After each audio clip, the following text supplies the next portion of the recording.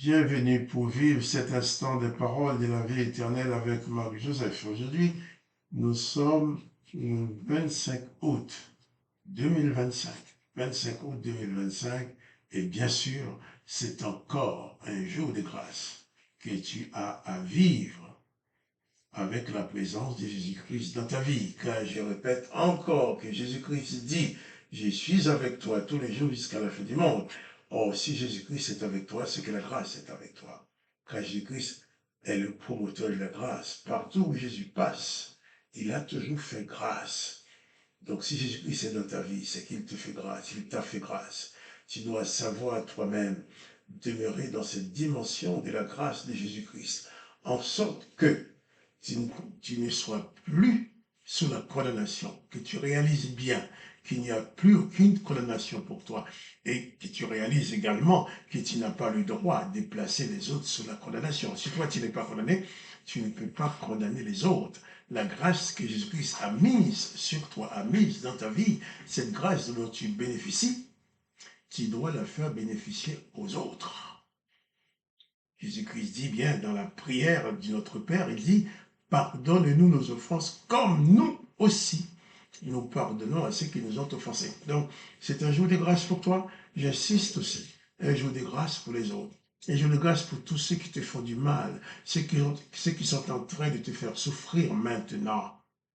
Tu dois leur faire grâce, même dans la souffrance, comme l'a fait Jésus-Christ en mourant sur la croix. Jésus-Christ n'a pas attendu que sa douleur s'atténue. En mourant, en souffrant, il a pardonné à ceux qui lui ont infligé tant de souffrances. Donc, pas de panique devant les circonstances, même devant la souffrance. Quand Jésus-Christ dit qu'il est avec toi, si Jésus-Christ est avec toi, eh bien, tout demeure possible dans ta vie. Je ne connais pas les circonstances que tu traverses maintenant, je ne connais pas les problèmes que tu es en train de vivre. Je ne connais pas les difficultés de ta vie, mais je connais une chose, avec certitude, c'est que Jésus-Christ a promis d'être avec toi. Et il n'est pas menteur. Il est avec toi. Si tu veux vraiment, si tu reçois sa présence dans ta vie, il demeurera pour toujours avec toi dans ce monde. Et quand tu quitteras ce monde, tu seras pour toujours avec lui dans le royaume du Père, où il est en train de te préparer une place. Il est important pour toi et pour moi de croire que Jésus-Christ peut tout faire dans ma vie, dans ta vie. Il est important de croire que Jésus-Christ peut rendre l'impossibilité possible dans ta vie. Jésus-Christ peut transformer toutes sortes de situations. Il a bien dit que tout pouvoir lui a été donné dans le ciel et sur la terre. Et personne ne peut, comme Jésus-Christ, intervenir dans ta vie pour t'apporter la paix, pour t'apporter la joie, t'apporter la guérison, pour transformer les situations difficiles qui sont en train d'empoisonner ton existence. Viens à Jésus-Christ. Peut-être tu vas te poser la question, comment ça va se passer si je viens à Jésus-Christ? Qu'est-ce qui va se passer? Comment ça va se dérouler? Jésus-Christ ne te demande pas de lui présenter un mode opératoire. Il te demande seulement de croire en lui.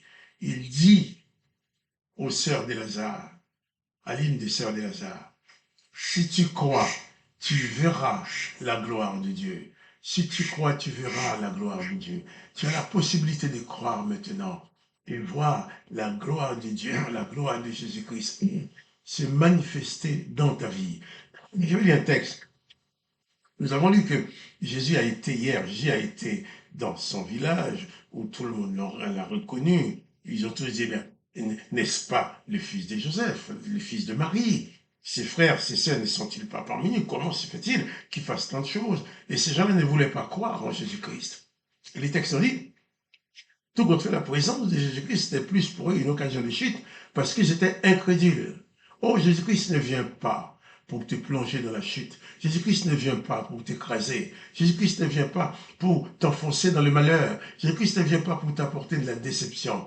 Jésus-Christ a agi selon la puissance du Dieu le Père qui est en lui. Et les gens n'ont pas cru.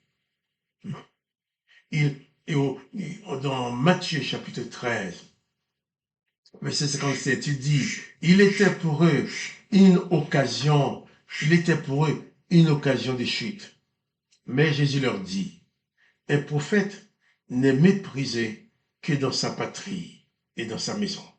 Et il ne fit pas beaucoup de miracles dans ces lieux à cause de leur incrédulité.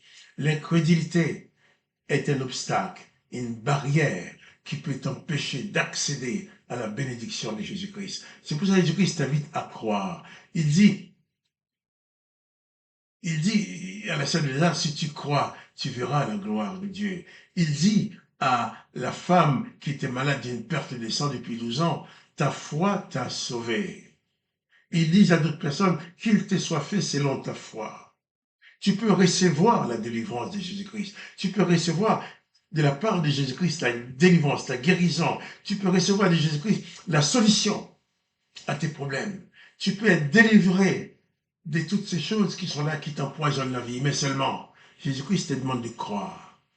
Car il n'est pas présent avec toi physiquement pour que tu puisses le toucher, pour que tu puisses le voir, le parler physiquement. Mais il n'y a que ta foi en lui qui peut te permettre maintenant d'accéder à ta présence. Jésus dit, si tu crois, crois seulement, crois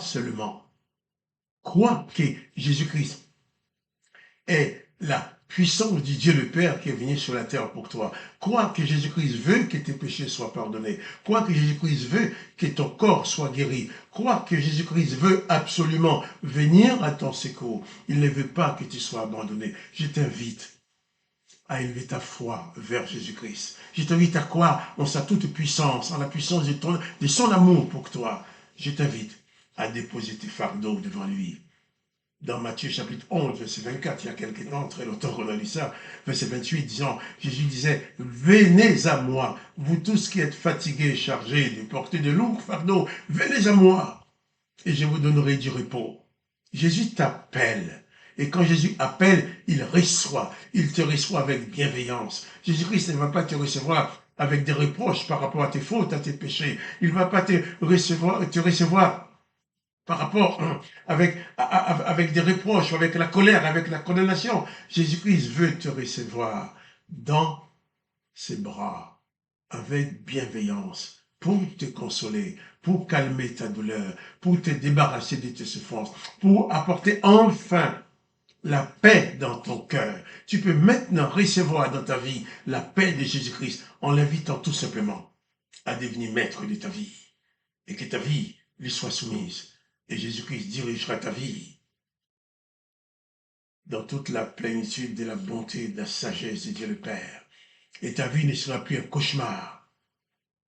Écoute la voix de Jésus-Christ qui te dit, je veux être avec toi tous les jours jusqu'à la fin du monde.